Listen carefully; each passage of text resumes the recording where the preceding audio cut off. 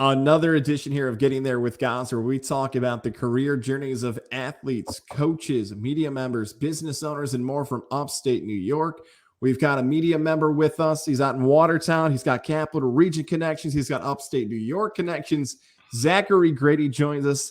Zach, for those who may not know you, let's go way back to the start. Let's go to the beginning. A younger version of you, 6, 7, 8 years old. Where'd you grow up? What'd you want to be as a kid? And was it that same dream job you wanted when you were 18 years old? I was going to say, I didn't hear the comma in there. I was going to say there was no younger version of me that was 6, 7. I've always been, about 5 something. But, no, born and raised Colonie.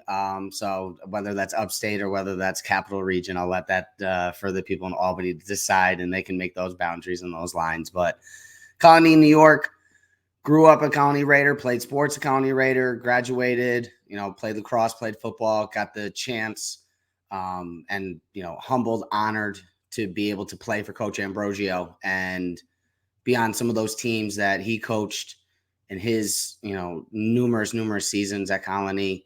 Got a chance to play in a Section 2 championship against Shenandoah. Got a chance to do a lot of different things as being a part of a Colonie Raider. Actually, not to get too far ahead, but can have been able to do so in the last few years as well as, a supporter, part of the coaching staff, and, a member of the Colonie Junior Raiders, trying to give that back, pay it forward to the community that gave it to me. But college athlete as well, went to a few different colleges. You can see them all hanging up behind my shoulder. I'll just mic drop that there for a second. Audio audience is missing out. That's right. Make sure you follow YouTube or, whatever methods that Gaz is getting you to sign up for. Make sure you do so you're watching this. But got a chance to play lacrosse in college. Got a chance to compete both for an ECAC championship, over in Massachusetts with a program called Western New England. Got a chance, played with Hudson Valley and SUNY Brockport as well. But none of that really actually led me here. That was all back when I thought I was an athlete or pretended I was an athlete. So now, like they say, if you can't be an athlete, if you can't coach the athletes, talk about them on the radio. I love it, man. Well, let's talk about that college athletic journey, that experience, because some people, when they are 17, 18 years old, the mindset, and even when you're back to 7, 8, 9 years old, they won't just go up to 6, 7 this time, of what they want to be. Sometimes the mindset is so sports centric that might decide your path in college. Is that kind of your mindset of you knew you wanted to play in college and wherever that opportunity to play at the next level was going to be your path at the collegiate level? 1,000%. I went to a D3 school to play lacrosse instead of going to Syracuse, where I was accepted because I wasn't a D1 athlete. If looking back on it, if I wanted to take the stereotypical or the appropriate route to getting to Bristol, I would have gone right to Syracuse University out of college. I got accepted to it. Just, I knew I wasn't going to play lacrosse there. It was a power program. It was winning national championships every year. So I went to a D3 school. I chased being an athlete for 4 or 5 years. And yes, I said 5 years because that's how long it took me to get out of school, but hey, whatever. I always say leaving college early is like leaving an open bar at 10 a.m. Who does that? Or 10 p.m. Who does that? But no, 1,000%. If I was chasing academics, if I was a true student athlete and not an athlete student, I would have gone to Syracuse. I would have gone 4 years, got a new house, try to get into Bristol right off the bat, try to get into a market, something like that, the traditional way.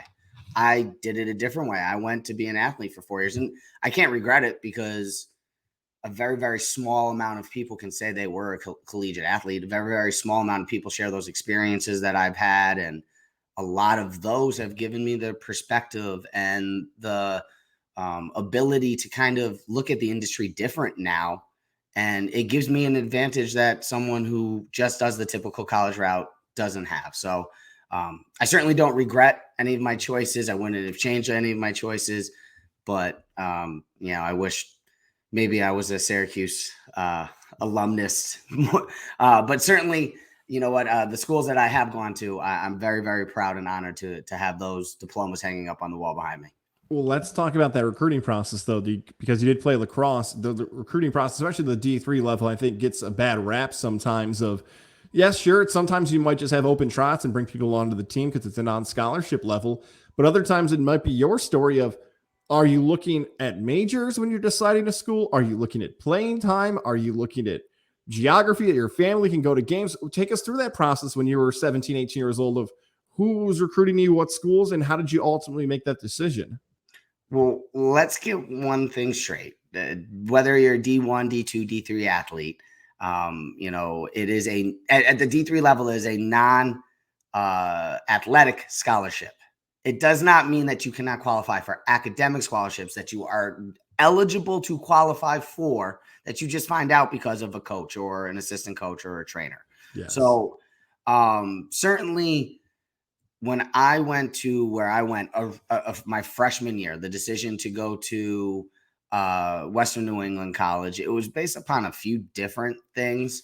But ultimately it came down to the visit. I mean, I just knew that when I met that team, those players, when I got a chance to hang out with them, see the facilities, see what they were building there, and I mean, they've built a hell of a program there.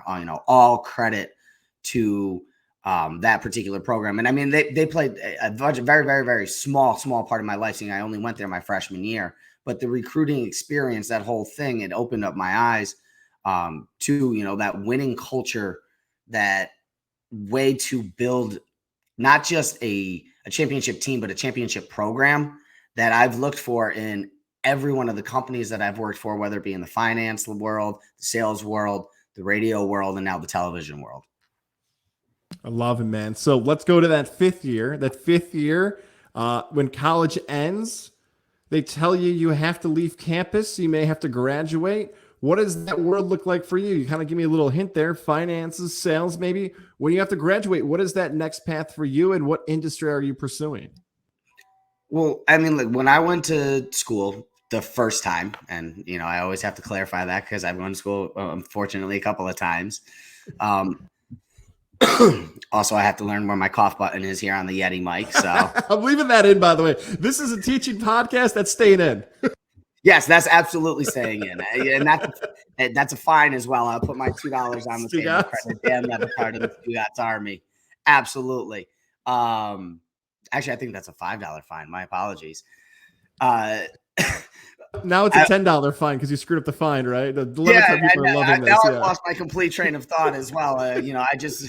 Oh, we were talking about when you graduate. 5 years. What happens? What's the first professional job, and what occupation is it? Show killer. Look, life got in the way.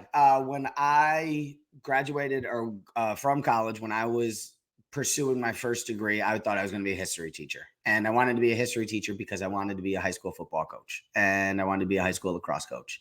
And I just happened to be a casualty of switching programs a couple of times, switching schools a couple of times. And when I graduated, when I graduated high school, everyone, all the guidance counselors, everyone was saying, hey, go be a teacher. That's where you're supposed to be. In a few years, New York State's going to have a shortage of teachers. Everyone's retiring, this, that, and the other thing. And 4 years later, that wasn't the case. And there just wasn't a lot of jobs. And hey, you got to pay the bills. You got to, pay rent. You got to pay your car payment. You got to start paying school loans. So, when someone starts offering you money, to do all of those things, you take the good paying job, you take this, you take that, you do whatever you're good at. And, in some people's cases, 2 years later, they see, hey, this isn't what I really want to do. And they get into the real industry. Some people takes 5, some people takes 10.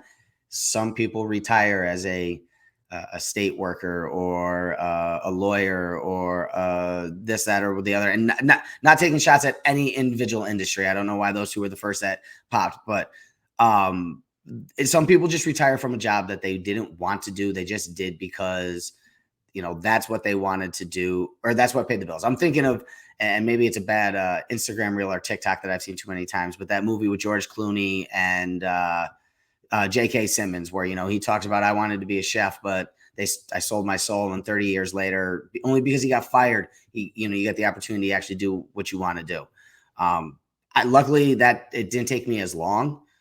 And I figured out what I wanted to do, and it's what I probably should have done right from the rip as I talk about going to Syracuse. But like I said, you got to pay your car payment. You got to pay your mortgage or rent. You got to pay for health insurance. Things are expensive. And you also got to buy 140, 50 pair of J's as well, or, Nike. So, sometimes that's also in the budget or breaks the budget, whatever it may be. Yes. Look, certain people have to do certain things, and there's nothing wrong with that. But I can tell, and I know this, and I'm kind of giving a little bit of it away. Getting to know you personally, there's a fire, there's a desire, there's ambition in you, and that cannot be cooled off easily. That's a little tease for later. I don't want to skip over this because this is important, especially for young athletes and young coaches. You teased a little bit too about coaching locally. Let's talk about that a little bit. Let's discuss the opportunity that you were given here locally and what it meant for you to work with young athletes, especially with you at the college level, getting to pass some of that wisdom down.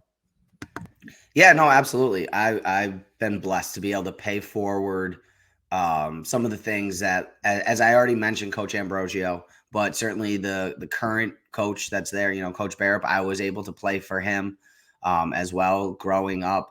And, there's so many others, Coach Halby, that were a part of just kind of teaching you what it was to be a teammate, what it was to be, an adult, at 15, 16, 17 years old, what being I don't want to say being a man, but just being an adult is being about.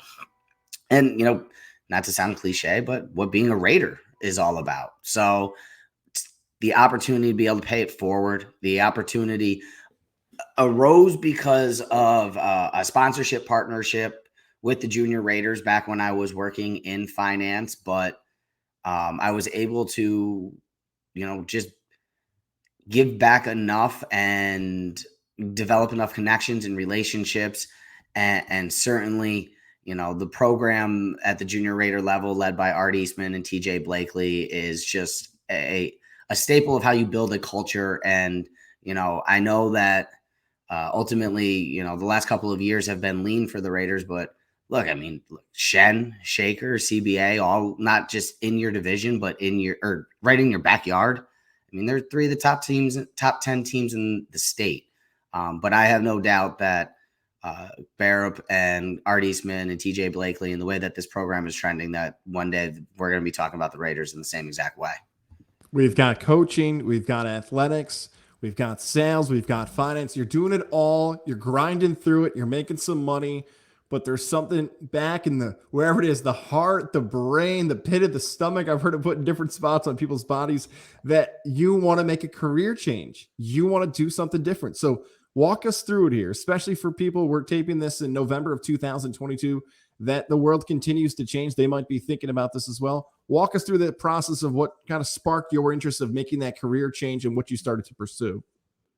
A commercial on 104.5 The Team, ESPN Radio. Is that true? I swear to God, 1,000%. I never knew that. Wow. So, and I say that was like the spark. That may have been the thing, but it certainly wasn't so much that was like instantaneous. It's definitely something I had been thinking about, considering. And look, not to get too into details, not to get into too much of my personal life, but hey, I don't mind doing so. Look, Jake Glazer talks about it all the time. And we mentioned the, Stugatz and the Dan Le Batard show, but look, and I'm not trying to shout out other people's podcasts at any point in time, but listen to Jay Glazer when he talks about depression. Listen to Jay Glazer when he talks about panic attacks, when he talks about all the different things that people in our industry just are riddled with and don't talk about and just bottle up. And that may have been me towards the end of my career in sales, towards the end of my career in finance. And if you talk to my family, if you talk to my friends, they'll definitely tell you that. So long and short of it, though, I'm driving from one client appointment to another client appointment, selling life insurance. And another tangent aside here, growing up, people always ask, what do you want to do when you grow up? What do you want to do when you grow up? When you would grow up? I didn't always know how to answer that, but I knew how to not answer it. I knew I never wanted to be a guy who had to go door to door selling life insurance. I just never wanted to be Ned Ryerson from Groundhog Day.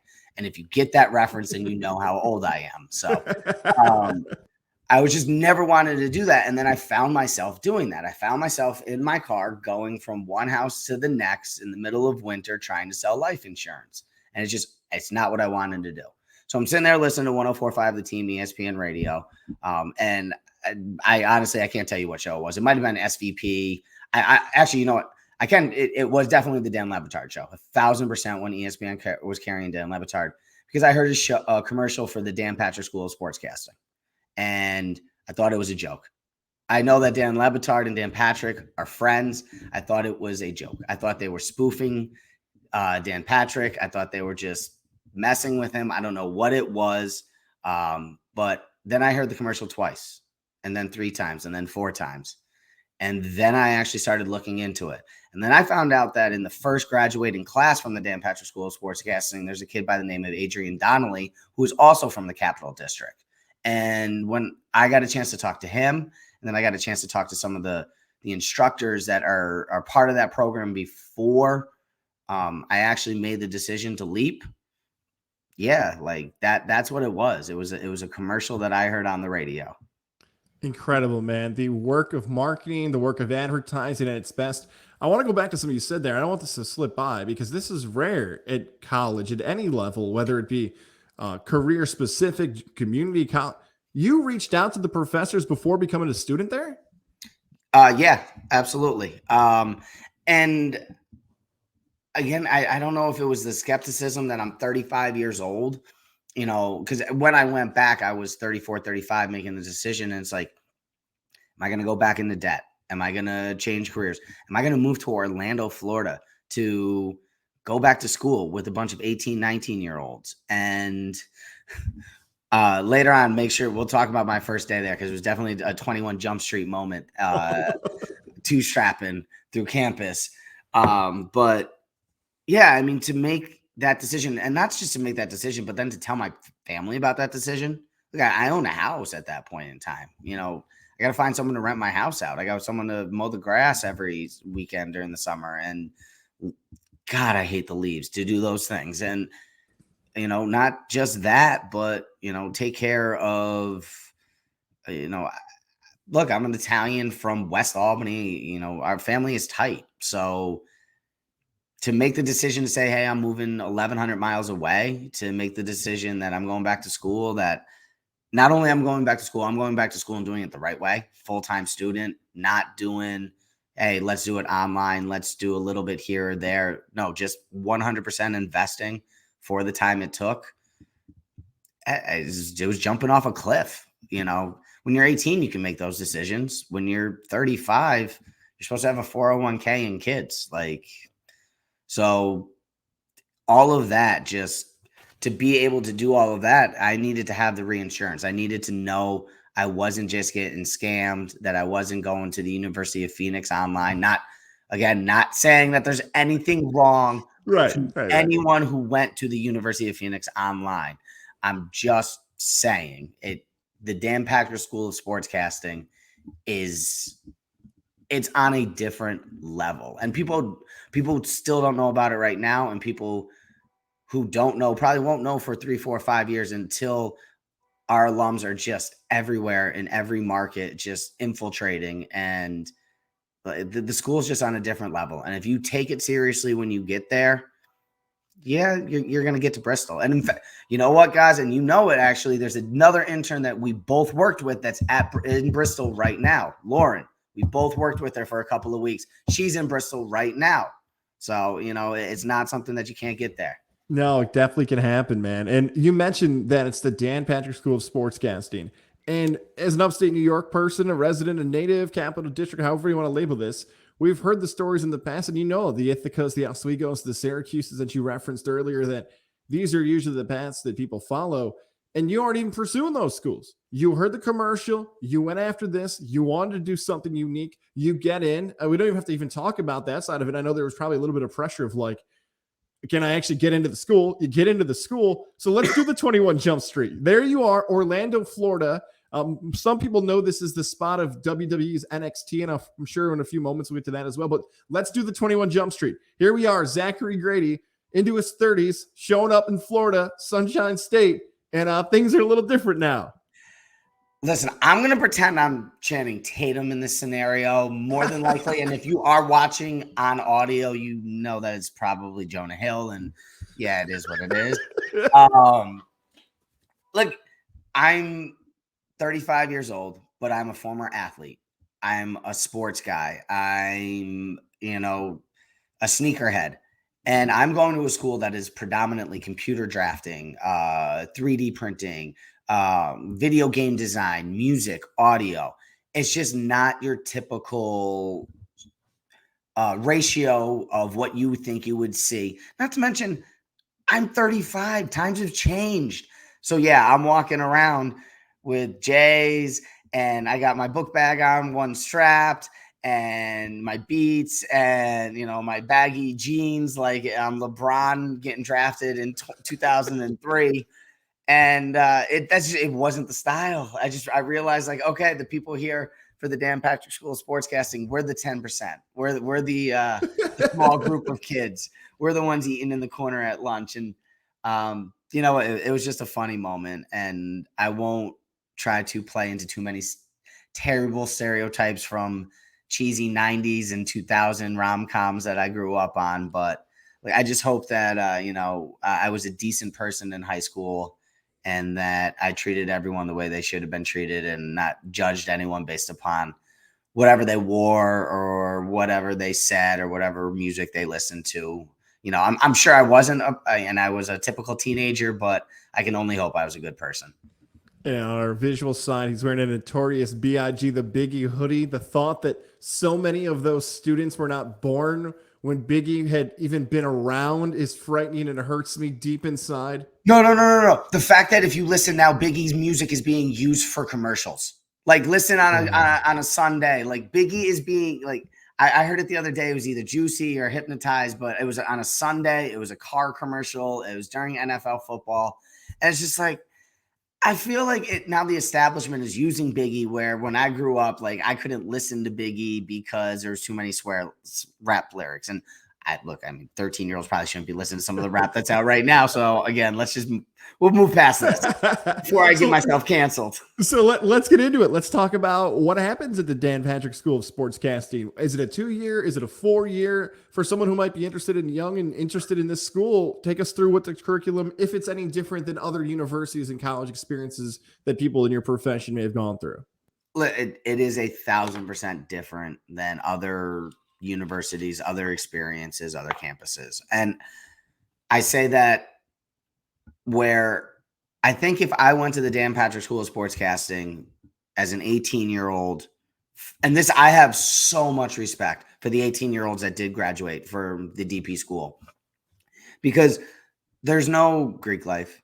There's no sports teams on campus. There's just an esports team. There's no on-campus dorms. I mean, it is Orlando, and there are apartments all over the place, and the apartments are filled with NXT wrestlers, as you have just mentioned. So, it's not the worst place in the world to live, for sure. But it's not your typical college experience. It's not your 4 years. You don't have Greek life. You don't have homecoming weekend. You don't have the things that you see or that you expect to see in college, but you're 6 miles from UCF. So, you're 40 miles from Gainesville. I went to plenty of experiences if you just make the most of it when you make the most of it. And I went during COVID. So, I can only imagine what's going on down there now. But you can do it in 20 months, which is like 2 years, which I did if you want to do an accelerated program, or you can do it, your traditional long-term period. I did it as an accelerated program because my ass is old. We are in a business to be on TV and in the radio. And there are people just as smart as me that look 10 times better than me. And as we had talked about earlier before we are on air, don't need the Brian Urlacher treatment like I need, which the hat is politely covering if you're watching on video right now. So I had a need to get it done in 20 months. So I took a 4-year course load in 20 months. I did it, like I said, all in. No other. I had plenty of internships along the way, but not anything else that was going to distract me from getting to the prize at the end. Which, again, for the visual audience, is the diplomas hanging over my right shoulder. the valedictorian over my right shoulder. Yeah, I'm mic dropping now. You can edit that stuff out. But no, like I said, I took it seriously. And the dean of the program, the guy in charge, the program director, Gus Ramsey, look, he was the producer of Dan Patrick's and Keith Olbermann's 6 p.m. Sports Center, The Big Show. The thing that anyone who's listening to this right now, legitimately, if you don't know what The Big Show is, I don't understand why you're listening to a podcast between Gaz and myself. If you don't know what The Big Show is, I don't understand how you're a sports fan. If you don't know who Dan Patrick and Keith Olbermann is, then you need to do your homework. And the guy on the headset, talking to those guys, the guy producing that show is Gus Ramsey, who I owe everything to a few different people, and we'll talk about them, I'm sure, over the next 20, 30 minutes. But he is, one of the, if there's a Mount, we'll get my Mount Rushmore of people I owe my career to. So up there, number one probably is Gus Ramsey. He is just so hands-on and teaches you what you need to know. It's not the theory of how to be a journalist. It's not the theory of how to be a sportscaster. It's not the theory of how to be a director or a TD or use a camera or run a soundboard or be a board op at 104.5 or any of these other things. It's hands-on. Go do it, and go do it for the Professional Fighters League. Go do it for the XFL. Go do it for WWE. Go do it for 104.5, the team, ESPN radio. Go do it for 107.5, Charlottesville. Go do it for these places, real world experience. And if you take it seriously, if you treat it like a 9-to-5 job, at the end of it, you'll be able to get into this industry. And that's all that it is. Getting into this industry is all that it is. Get in and stay in, because that's how you stay successful.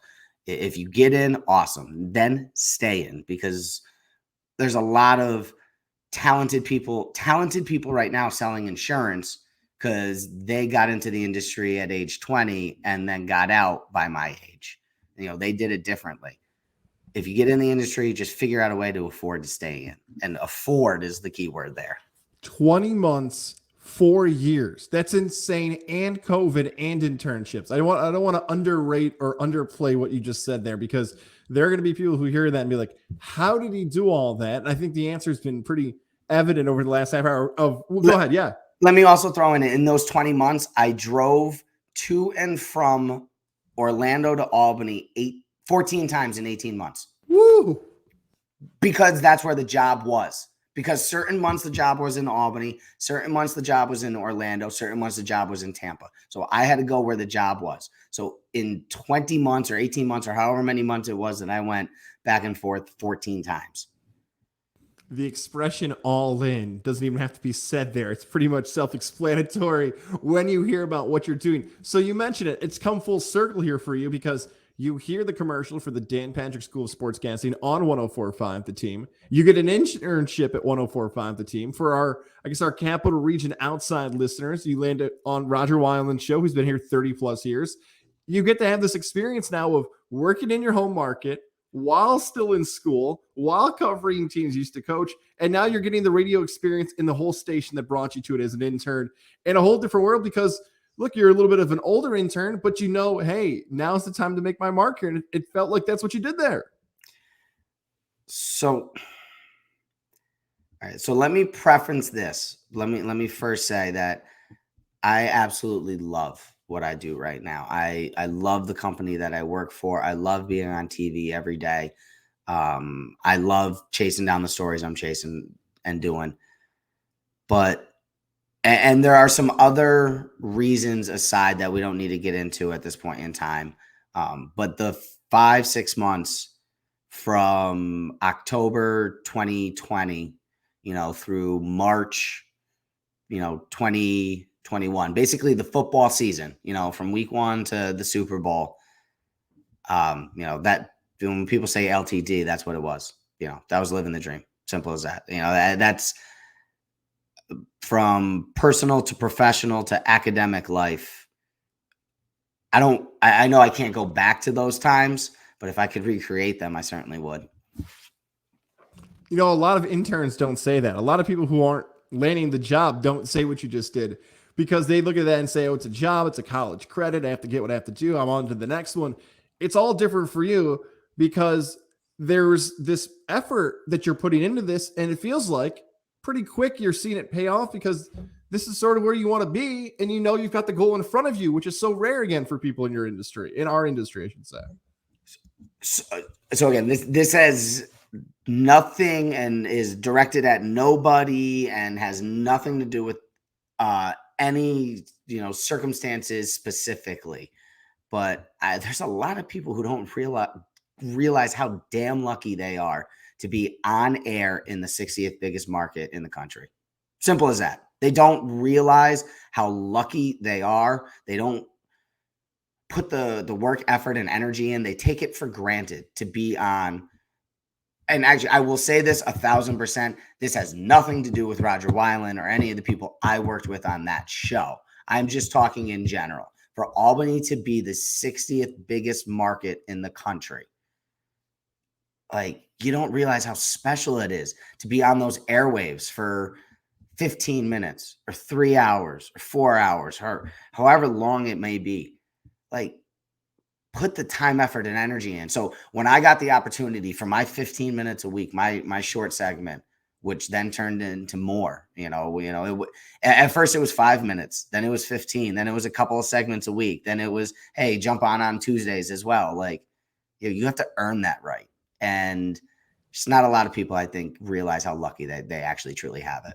And I don't mean to call it Albany either, but for Rochester, if you're listening in Rochester or Geneva or Buffalo or Syracuse or wherever it might be, it feels like no other upstate, we'll use that term for this one, upstate New York cities have that mindset of like, oh, it's only market 60. It seems like it's so specific to Albany sometimes, where it's like the small Albany nickname and everything else, where it's like, you and I don't feel that way. And I've never felt this way about this city. But some people, I don't know if it's just embedded into people's minds, but for whatever reason, it feels like people forget that number 60 or 63 or 65, whatever it is.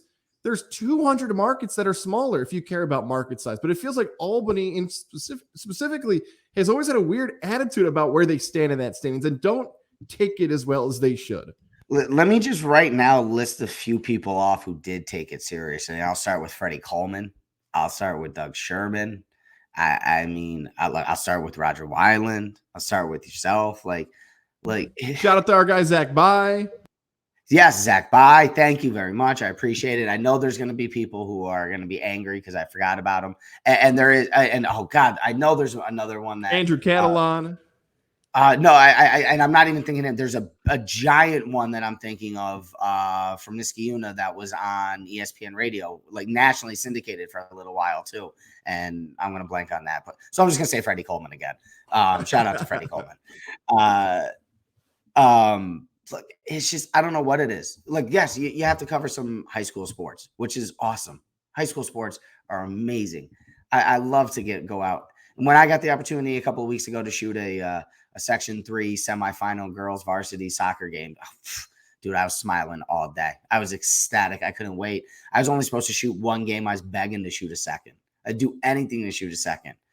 I didn't need the overtime. Pay me regular rate. I'll go shoot that second. Wait, edit that out, please. There may be news directors listening. Edit that. No.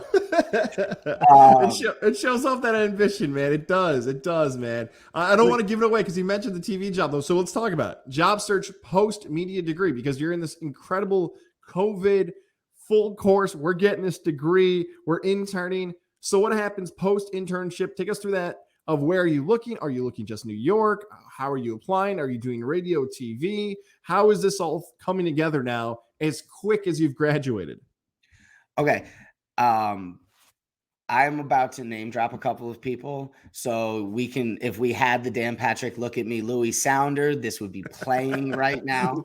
Look out for your toes. We're about to drop some names. No, all right. So first, what I'm going to do though is go back just 1 second to the last thing we were talking about. Because I had a conversation with Ryan Russillo. And yes, look at me, Louie. I had a conversation with Ryan Russillo. And he talked about, and you know what? This is not an individual conversation that I've had. I know he's talked about this with other people as well. And he's talked about this nationally. But he did talk to me personally about this. When he first started, He was living at, on Martha's Vineyard, driving 3 hours to pick up 2, overnight board op shifts in Bristol, getting 3 hours here, 3 hours there, driving back and forth, living in a bar, living in his car, all these different things. And he says all the time when people say to him, you're so lucky to be where you are right now. And he asked him, would you do that? Would you drive 3 hours a night through a snowstorm in Bristol to get paid minimum wage to do board op on the overnight shift? 1 a.m. Sports Center. Come on, we've all driven overnight and listened to that 1 a.m. Sports Center. That show. Like, would you do that? And if you say no to that, then don't tell me I'm lucky. Don't say that I'm lucky, because I'm not. I earned it. And that's the mentality that I have, and it's a mentality that I've developed from some of the people that I idolized growing up. But, as I say, Ryan Rosillo, talk to us about that. Talk to me about that. That's something that I took to heart. So yeah, I drove back and forth from Orlando to Albany 14 times in 18 months. It is what it is. That's a fact. But post graduation, after I got the plaque up on the wall, I got lucky to coach one more season with the varsity, with the Raiders and the junior Raiders, and kind of just live it up for a couple of months before I freaked out and was like, oh, damn, I need to find a job. I need to pay bills. I need to get health insurance and dental and all those fun things again. But look, it goes back to the school I went to. I got a chance, again, to work with, between all of the individuals that teach at and are course directors at the Dan Patrick School of Sportscasting. There's something over like 350 years worth of experience. And again, this industry is small. They know people. They know who's leaving what job and where they're going and when they're going and what other jobs are going to open up. So I paid attention in class. I made connections with my teachers. I networked.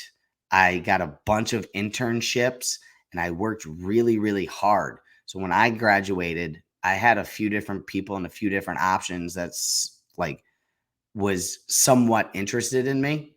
But at the same time, as for location, that comes down to something I learned from a gentleman by the name of Craig Kahn, who works with the Golf Network. He works with Sirius XM Radio.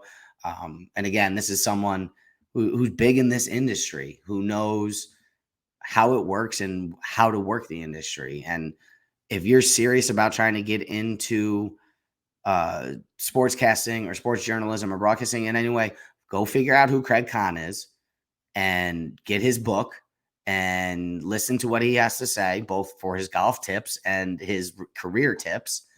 And one of the things he talks about is no one's going to get a job in New York City. No one's going to get a job in Atlanta.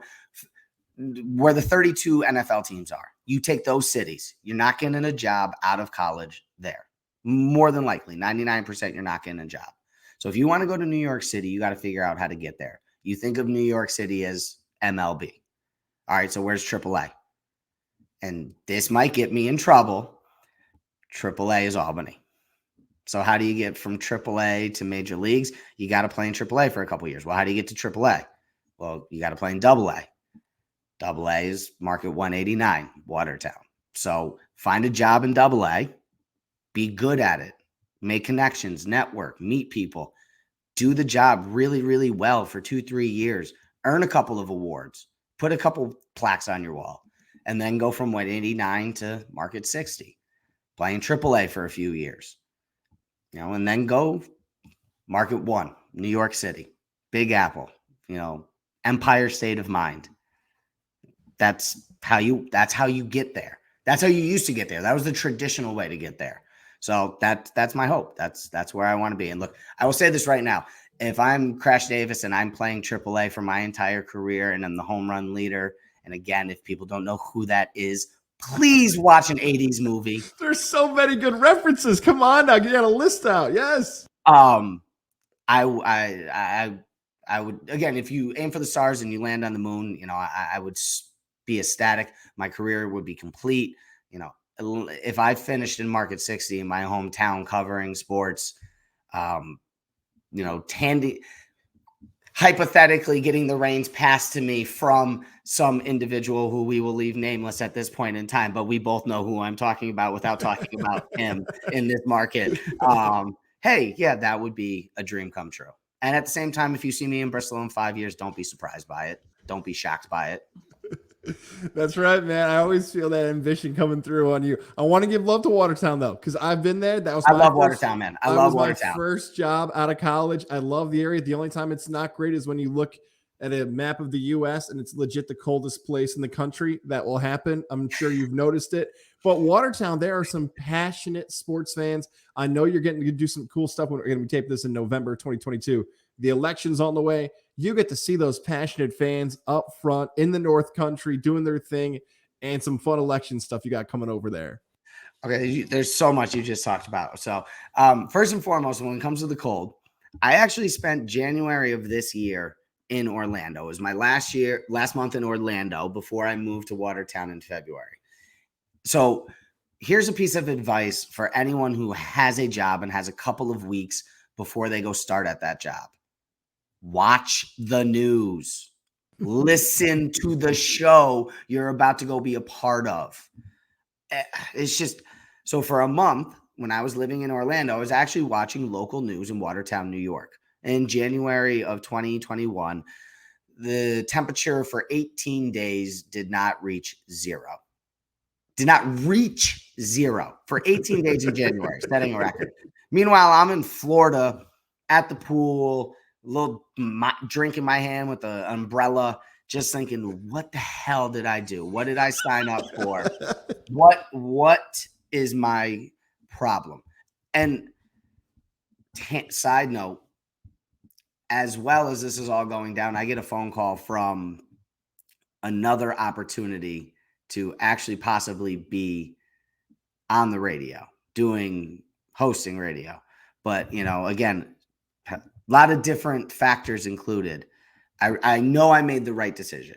Absolutely. 1000%. You mentioned your first gig out of college, same Chris Honorado's gig, worked another WWNY alum that has been in the capital region. And I apologize to your Western New York viewers. I'm from Brockport.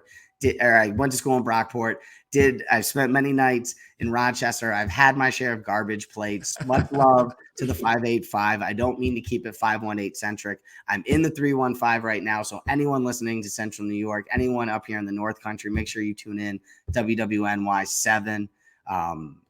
But Watertown's cool, man. I like Watertown. Like I said, Honorado has been in this newsroom. Jessica Layton, who's now working at the national level, who used to work for WNYT 13, has been in this newsroom. I get do a lot of cool stuff, but I get to be on TV every day. And so to keep it really centric to what we're actually talking about. And by the way, while you're taking that sip, just to clarify, everyone's like, yo, I don't remember Gods on TV in Watertown. Victory Promotions, my first gig. I was selling apparel up at Victory Promotions. So shout out to my guy Chuck over there, just in case the wires get crossed on that story. Yeah. Oh, that's fine. I covered Victory Promotions one night. I did a story on some of the fights that they do here at the Watertown Arena. Let's go. So, shout out to Chuck. Yes. So you're talking about the newsroom. Yes. Okay. But yes, the thing that's important and the thing that really matters is reps. No matter what, at 10,000 hours, Malcolm Glazer is right when he talks about it. Kobe shooting shots, Jordan shooting shots, getting reps. That's all it's about. Is the more you do it, the better you get at it and the more opportunities you have. So unfortunately, like when it comes to local news, an A block is in 11 minutes. An A block is what it's all about. The D block, where sports is 6 minutes, 4.5 minutes, 3.5 minutes. So you don't get a lot of opportunities. You don't get a lot of chances, shoot your shot or swing the bat. And there's a lot less jobs for sports than there are for news. So going back to, why did I take the job I took is to get the reps. I get a lot more reps than someone coming out in my market size or coming out of college that's going into sports. I'm on TV every day and I've anchored the news at this point in time. That's crazy for me to say, like 1,000%. Like when I see it and like I watched it on TV later and like that's so vain and narcissistic and everything of me. Like I watch myself on TV, but it's game tape. I watched what I did wrong. I watched what I needed to improve on. I watched what my mess ups were. I didn't watch thinking, hey, I was awesome. I watched, hey, I'm horrible and I never want to see this film ever again. Get better every day. But that's what it was about. It was about reps. I do a package every day. I go out and make phone calls and interview somebody and use a camera and use a mixing board and use editing gear and do everything that it takes and write and edit and produce, going from start to finish. And I do that every day in an 8-hour period. And then sometimes I also am on TV live after those 8 hours to talk about everything I did. And then sometimes I'm anchoring the entire thing, which again is just crazy as hell for me to say. Like the fact that Zach Grady is telling people the news, like, come on now. Like you got to do it, man. You put the work in, the effort in, and it's happening. You're feeling it right now. It's putting the work time. in. That's what it is. That's what it is. It's putting the work in. And even talking about like going back and watching your stuff, trust me, there's nothing wrong with that. When we're talking right now for perspective, there was a clip that was going viral of Gus Johnson on a bus watching his call. I know from experience from guys like Jason Benetti, who's calling games on Fox and the White Sox, and Kevin Brown from the Orioles, that after the game would wrap, they would go to their apartment and listen to the game they just called moments ago. It happens all the time where people are going back and watching their stuff. You've offered some great advice throughout our conversation. Always the hope of this podcast for young people to get that advice. So the best advice for somebody young, 18, 19, 20, maybe they're from Colonie, maybe they're the Dan Patrick School of Broadcasting, Sportscasting, to get where you are. And I also want to open up the floor because I know you've offered a lot of advice. If there's anything else you'd like to say, I'll leave that as an open-ended thing. No, I mean, there's nothing else that I would like to say other than, like, you know, if you work for ESPN, no, I'm just kidding. I'm kidding. I knew it. See, I set that over the plate for you. You knew exactly what I was doing, but go ahead. No, best advice to get to where I am is realize that where I am isn't the finish line. It's just a stop along the way, but enjoy the ride. Enjoy. I almost dropped the F-bomb. We got 47 minutes into it. But no, enjoy the ride along the way. I've gotten to do some amazing things and work with some amazing people and just be firsthand at some absolutely amazing experiences that other people just will never, ever be able to say they've done in their life. Now, look, it's come at the expense of missing some amazing nights and having some amazing experiences and going on some amazing trips. But look, when Kobe talks about it, you know, he to get to where he was, you know, to get to that level, it required sacrifice. It required missing people's birthdays. It required not being able to be anyone's best friend. It required, you know, nights at the gym where other people are, nights at the club. It required it. Dude, if you haven't seen the Netflix Dream Team doc, it's not the greatest, but it's solid. And I was ready to run through a wall afterwards. But it requires missing nights in Vegas to be in the weight room at 4:30 in the morning the next day in the off season after winning an MVP and proving to Kobe or proving to LeBron and D Wade and Bosh and all those other dudes that were on the Redeem team that I'm still the baddest. I'm still Kobe. There's still a reason I'm the captain on this team. And I forgot Melo. Melo was on that team too. Captain America, shout out. He's somewhere behind me right there. Yeah, that's right. Zachary Grady, there are 4 things. I've never said this to anybody in 100 plus episodes of this. And I know I've had this conversation to you before in a private setting, but I'll do it publicly now. And I hope I don't embarrass you when I said this, that there are 4 things that I always say: be competitive, be ambitious, be determined, and have a chip on your shoulder. If you have those 4 things in anything, again, ambition, competitive, determined, and a chip, that is the most dangerous, and that is a positive. The dangerous thing you can have, and there is nobody, truly nobody, who has it as good as you do, who has that. That's why I have zero doubt you're going to go place. And I hope young broadcasters or just anybody in what they do take one of those 4 things and say, all right, if I can take what Zachary Grady from Colonie, from the Dan Patrick School of Sportscasting has, either I'm going to get just as determined as him, just as ambitious as him, just as competitive as him, or put that big old chip on my shoulder and say I'm out to prove people wrong. You're going to go a long way. You already know that, but I hope some people take that away from this interview too, man. So I'm proud of what you're doing. You know that. I greatly appreciate it. And I said, let me add one other thing to it. And as much as you should have the chip on your shoulder, 1,000%, always be humble, be grateful, because I didn't get here without help from 1,000 people. And anyone who tells you that they got there on their own, though, they didn't. And I've gotten help from friends. I've gotten help from family. I've gotten help from colleagues. I got help from you. So I will, yes, I have a chip on my shoulder. And I also have a list of people that very Jordan-esque will be getting a invitation when I make it into the Broadcasting Hall of Fame to sit at a table, and they'll all know why they're sitting at that table. But to the people who have gotten me to where I've gotten, and Gus Ramsey, Roger Weiland, Coach Mike Ambrosio, yourself, guys, my family, my mom, my grandmother, I have to stay humble to them as well at the same time.